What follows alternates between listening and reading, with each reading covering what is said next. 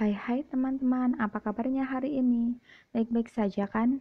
Di video ini aku akan melanjutkan episode kelima anime berjudul Sakura Sou no Perna Kanuju. Di video keempat kemarin kita diperlihatkan Kanda yang awalnya bertekad ingin keluar dari Sakura Sou ternyata berubah pikiran setelah membaca manga milik Shina.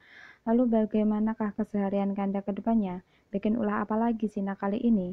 Tonton terus videonya ya.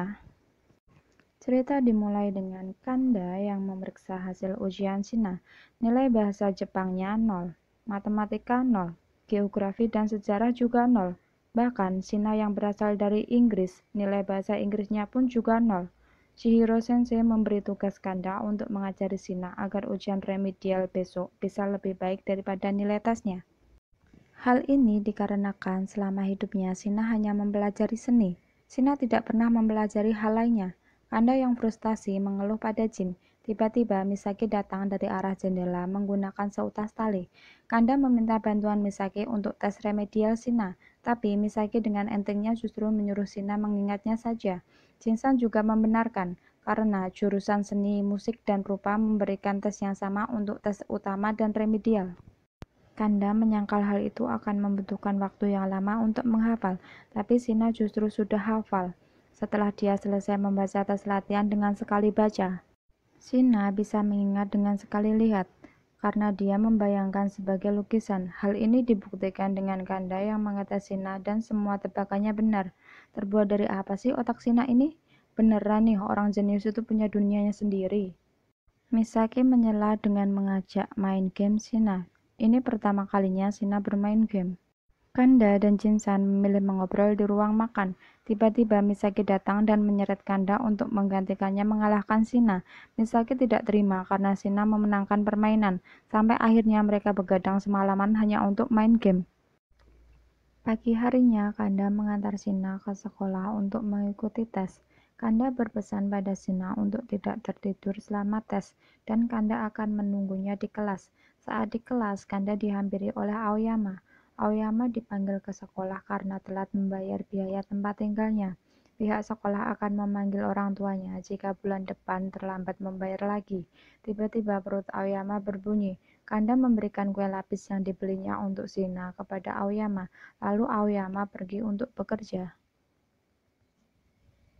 Shina datang dengan membawa hasil tesnya, dan hasilnya 100 semua dong.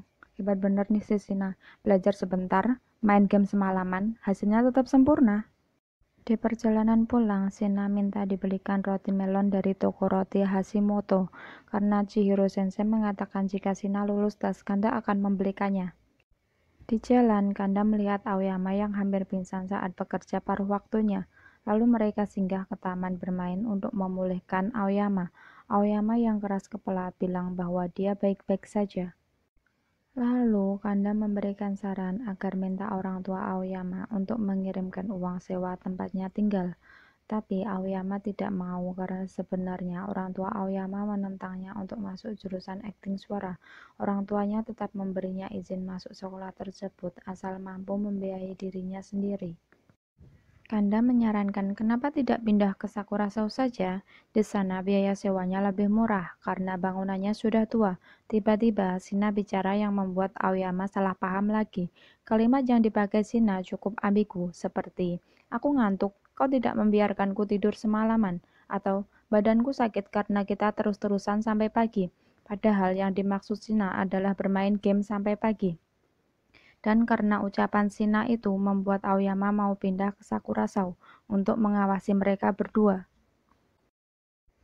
Karena Aoyama akan pindah ke Sakura Sou, malamnya Kanda memberi Shina roti melon agar Shina mau berjanji untuk mengurus dirinya sendiri. Kanda tidak ingin Aoyama tahu bahwa dialah yang mengurus segala sesuatu tentang Shina. Jinsan menyarankan Kanda untuk mengatakan pada Aoyama bahwa mereka pacaran saja. Tapi Shina justru menyarankan untuk memotong Aoyama, yang tentu ditolak mentah-mentah oleh Kanda. Singkat cerita, akhirnya Aoyama pindah ke Sakura Sou. Misaki datang membuat keributan dengan membongkar barang-barang Aoyama. Lalu Kanda dan Jinsan ikut melihat keributan itu. Tiba-tiba Shina datang dengan baju basahnya. Aoyama yang melihat hal itu langsung mengajak Shina kembali ke kamarnya. Tapi saat Aoyama membuka pintu, betapa terkejutnya dia melihat kamar Shina yang berantakan.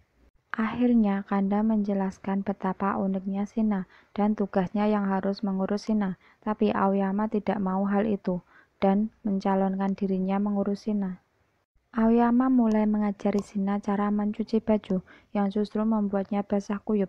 Saat Kanda sedang membuat desain game, Shina datang dan meminta Kanda melipatkan pakaian dalamnya, tapi Aoyama mencegahnya.